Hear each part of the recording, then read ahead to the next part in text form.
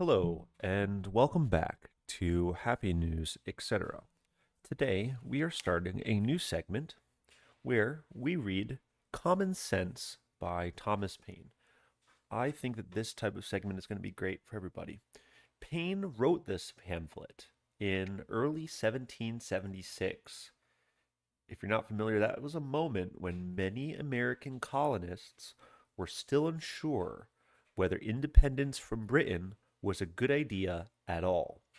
His goal wasn't to speak to elites or philosophers, it was to speak plainly to ordinary people and argue that monarchy was irrational, inherited power was dangerous, and self government was not only possible but necessary.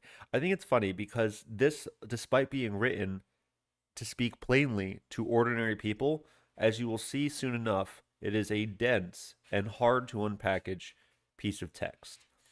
Thomas Paine himself wasn't a politician or a general. He was an immigrant, a writer, and a sharp critic of authority who believed that ideas should be accessible and not locked behind status or tradition. We're reading this on Happy News, etc., not to argue about politics, but to slow down and engage with a text that helped shape modern democratic thinking, and to ask what it still offers us today as readers and as citizens, simply by taking the ideas seriously and thinking for ourselves. So, without further ado, we will begin with the introduction. Perhaps the sentiments contained in the following pages are not yet sufficiently fashionable to procure them general favor. A long habit of not thinking a thing wrong gives it a superficial appearance of being right, and raises at first a formidable outcry in defense of custom. But the tumult soon subsides. Time makes more converts than reason.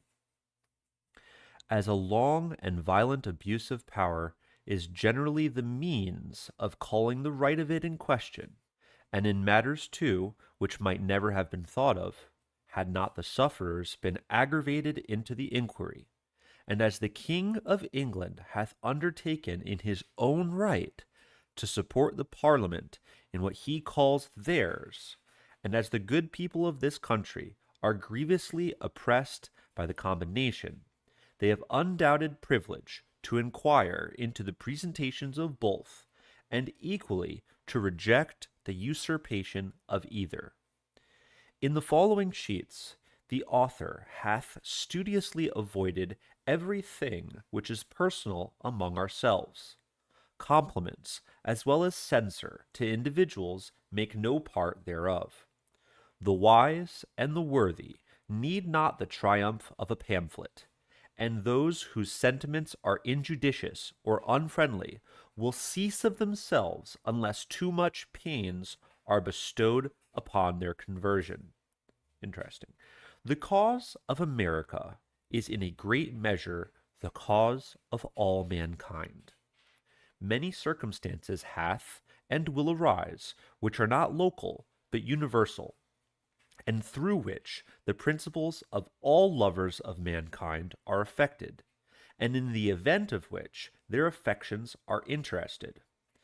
The laying of a country desolate with fire and sword, declaring war against the natural rights of all mankind, and extirpating the defenders thereof from the face of the earth, is the concern of every man to whom nature hath given the power of feeling, of which class, regardless of party censor, is the author.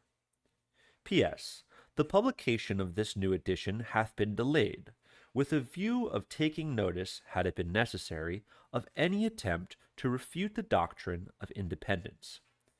As no answer hath yet appeared, it is now presumed that none will, the time needful for getting such a performance ready for the public it being considerably past.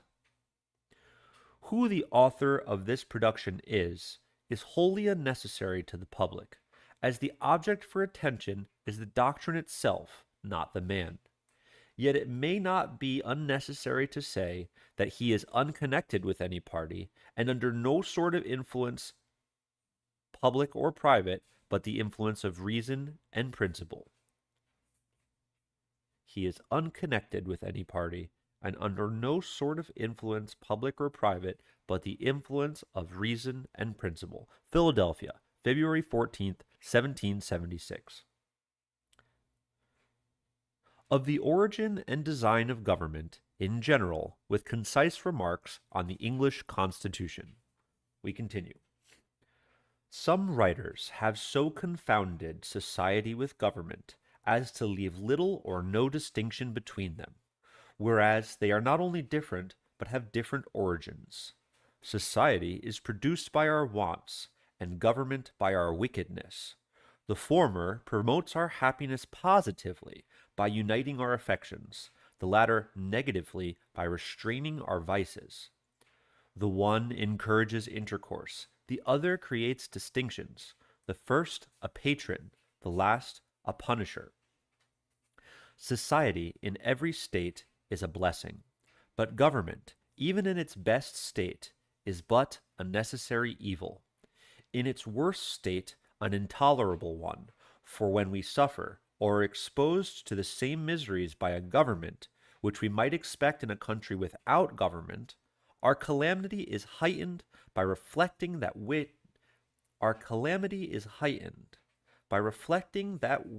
furnish the means by which we suffer. Our calamity is heightened by reflecting that which we furnish the means we suffer. Government, like dress, is the badge of lost innocence. The palaces of kings are built on the ruins of the bowers of paradise. For, were the impulses of conscience clear, uniform, and irresistibly obeyed, man would need no other lawgiver. But that not being the case, he finds it necessary to surrender up a part of his property to furnish the means for the production of the rest. And this he is induced to do by the same prudence which in every other case advises him out of the two evils to choose the least. In every other case advises him out of two evils to choose the least, choosing the lesser of evils, government or no government. Wherefore, security, being the true design and end form of government, it unanswerably follows that whatever form thereof appears most likely to ensure it to us, with the least expense and greatest benefit, is preferable to all others. In order to gain a clear and just idea of the design and end of government, let us suppose a small number of persons settled in some sequestered part of earth, unconnected with the rest. They will then represent the first peopling of any country or of the world. In this state of natural liberty, society will be their first thought. 1,000 motives will excite them thereto. The strength of one man is so unequal to his wants, and his mind so unfitted for perpetual solitude, that he is soon obliged to seek assistance and relief of another, who in turn requires the same. 4 or 5 united would be able to raise a tolerable dwelling in the midst of a wilderness, but one man might labor out of the common period of life without accomplishing anything. When he had felled his timber, he could not remove it, nor erect it after it was removed. Hunger, in the meantime, would urge him from his work, and every different want call him in a different way. Disease, nay, even misfortune would be death, for though neither might be mortal, yet either would disable him from living and reduce him to a state in which he might rather be said to perish than to die. Thus, necessity, like gravitating power, would soon form our newly arrived emigrants into society, the reciprocal blessings of which would supersede and render the obligations of law and government unnecessary while they remained perfectly just to each other. But as nothing but heaven is impregnable to vice, it will unavoidably happen that in proportion as they surmount the first difficulties of emigration which bound them together in a common cause, they will begin to relax in their duty and attachment to each other, And this remissness will point out the necessity of establishing some form of government to supply the defect of moral virtue. Some convenient tree will afford them a state house, under the branches of which the whole colony may assemble to deliberate on public matters. It is more than probable that their first laws will have the title only of regulations, and be enforced by no other penalty than by public disesteem. In this first parliament, every man, by natural right, will have a seat. But as colony increases, the public concerns will increase likewise, and the distance at which the members may have been separated will render it too inconvenient for all of them to meet on every occasion as at first, when their numbers were small, their habitations near, and the public concerns few and trifling. This will point out the convenience of their consenting to leave the legislative part to be managed by a select number chosen from the whole body, who are supposed to have the same concerns at stake which those who appointed them, and who will act in the same manner as the whole body would act were they present. If the colony continues increasing, it will become necessary to augment the number of representatives, and that the interest of every part of the colony may be attended to, it will be found best to divide the whole into convenient parts, each part sending its proper number, and that the elected might never form to themselves an interest separate from the electors. Prudence will point out the propriety of having elections often, because as the elected might by that means return and mix again with the general body of the electors in a few months, their fidelity to the public will be secured by prudent reflection of not making a rod for themselves.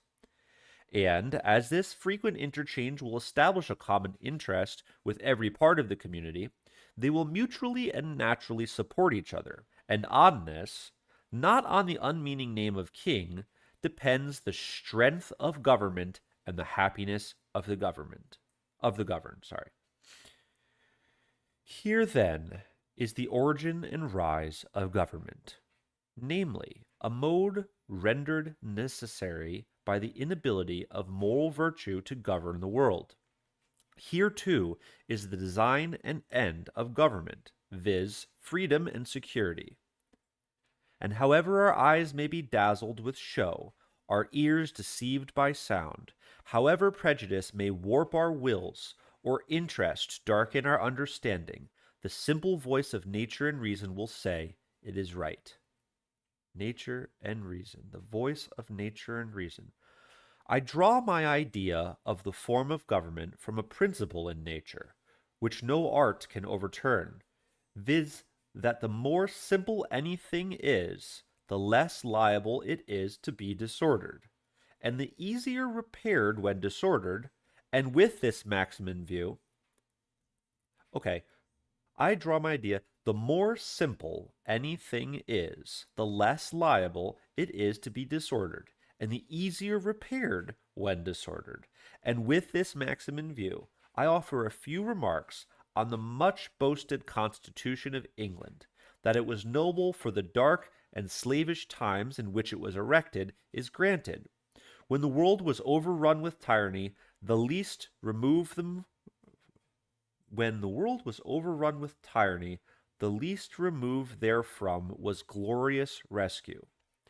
But that it is imperfect, subject to convulsions, and incapable of producing what it seems to promise, is easily demonstrated. Absolute governments, though the disgrace of human nature, have this advantage with them, that they are simple. If the people suffer, they know the head from which their suffering springs, know likewise the remedy, and are not bewildered by a variety of causes and cures. Off with his head. But the Constitution of England is so exceedingly complex that the nation may suffer for years together without being able to discover in which part the fault lies. Some will say in one and some in another, and every political physician will advise a different medicine. I know it's difficult to get over local or long-standing prejudices, Yet, if we will suffer ourselves to examine the component parts of the English Constitution, we shall find them to be the base remains of two adjacent ancient tyrannies, compounded with some new republican materials. First, the remains of monarchical tyranny. First, the remains of monarchical tyranny is the person of the king, in the person of the king. Secondly, the remains of aristocratical tyranny in the persons of the peers. Thirdly, the new republican materials in the persons of the commons, on whose virtue depends the freedom of England. I'm going to read that one more time. First, the remains of monarchical tyranny in the person of the king. Second, the remains of aristocratical tyranny in the persons of the peers. Thirdly, the new republican materials in the persons of the commons, on whose virtue depends the freedom of England. The two first, by being hereditary, are independent of the people, wherefore in a constitutional sense they contribute nothing towards the freedom of the state. To say that the Constitution of England is a union of three powers reciprocally checking each other is farcical. Either the words have no meaning or they are flat contradictions.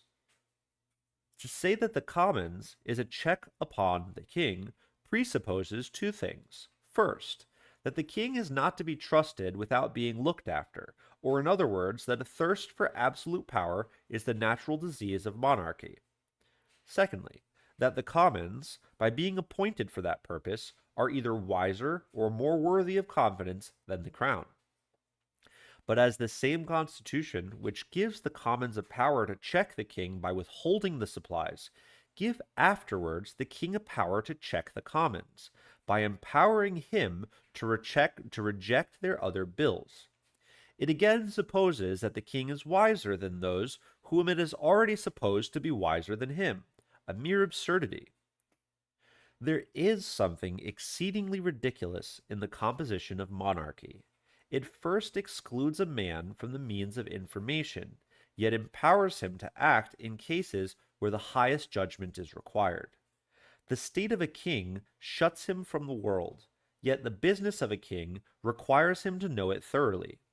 Wherefore the different parts, by unnaturally opposing and destroying each other, prove the whole character to be absurd and useless. Some writers have explained the English Constitution thus. The king, say they, is one, the people another. The peers are a house in behalf of the king, the commons in behalf of the people. But this hath all the distinctions of a house divided against itself. And though the expressions be pleasantly arranged, yet when examined, they appear idle and ambiguous. And it will always happen that the nicest construction that words are capable of, when applied to the description of something which either cannot exist or is too incomprehensible to be within the compass of description, will be the words of sound only. And though they may amuse the ear, they cannot inform the mind. For this explanation includes a previous question: how came the king by a power which the people are afraid to trust and always obliged to check? How came the king by a power which the people are afraid to trust and always obliged to check? Such a power could not be the gift of a wise people. Neither can any power which needs checking be from God. Yet the provision which the Constitution makes supposes such a power to exist.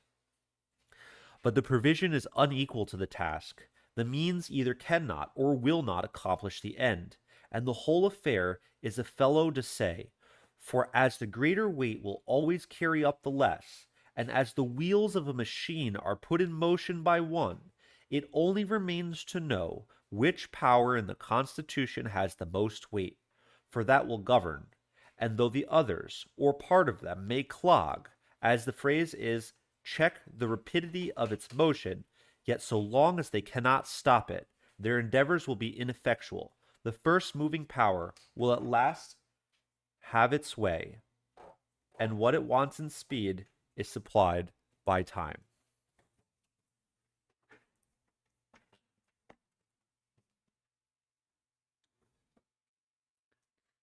That the crown is this overbearing part of, sorry,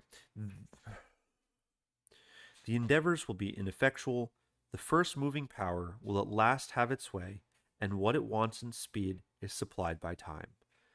That the crown is this overbearing part in the English Constitution needs not be mentioned, and that it derives its whole consequence merely from being the giver of places and pensions is self-evident.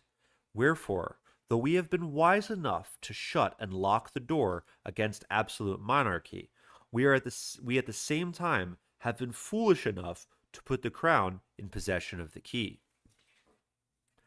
The prejudice of Englishmen in favor of their own government by king, lords, and commons arises as much or more from national pride than reason.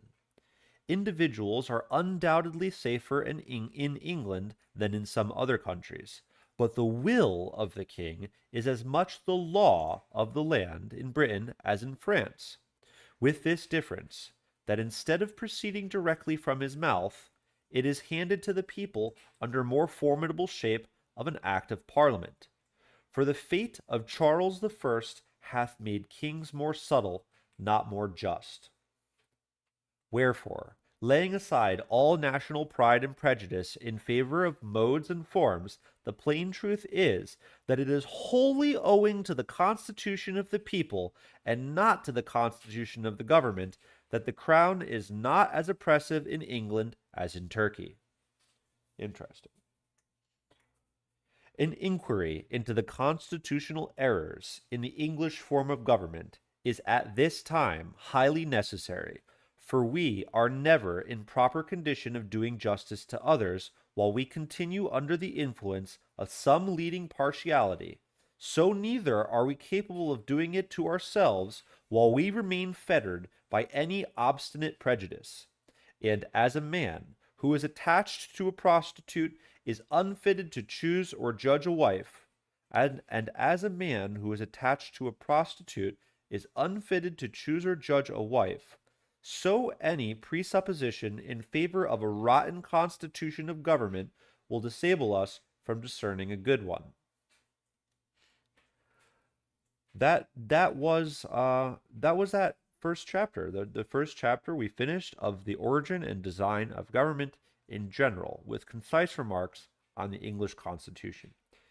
It seems to me like Thomas Paine is trying to explain how societies need some form of government, and that it needs to be properly done with the appropriate checks, and that the English monarchy to him seems to have some seemingly hypocritical contradictions when it comes to the checks and the balances, and how maybe we're giving up our power and allowing people to rule us, but we're also supposed to make sure they're doing their job helping us and not themselves.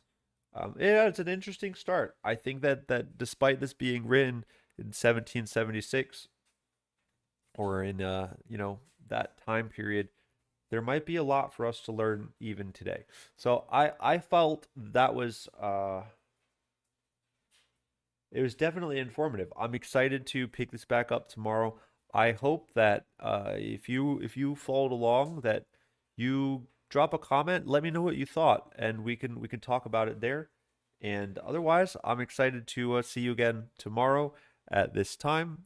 Have a great day and find some time to smile. That's happiness, etc.